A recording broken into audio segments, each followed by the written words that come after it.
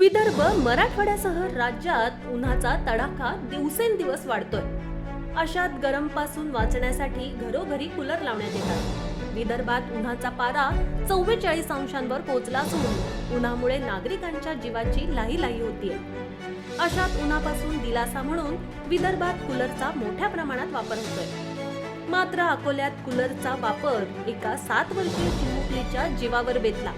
कूलरचा shock लागून एका 7 वर्षीय चिमुकलीचा मृत्यू झालाय. कूलर मधील एक तार तुटून त्यात विद्युत प्रवाह वाहू लागला. खेळता खेळता चिमुकलीचा हात कूलरला लागला आणि तिला जोराचा धक्का बसला. दरम्यान तिला रुग्णालयात दाखल केलं असता त्याआधीच तिचा मृत्यू झाला होता. मृत मुलीचं नाव युक्ती गोगे असून ती भाजप नगरसेवक अमोल गोगे यांची मुलगी आहे.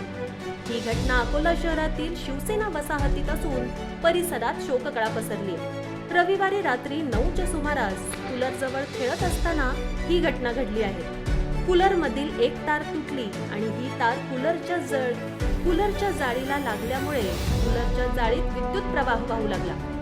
खेळता खेळता या चिमुकलीचा हात कूलरला लागला आणि तिला जोरदार धक्का बसला.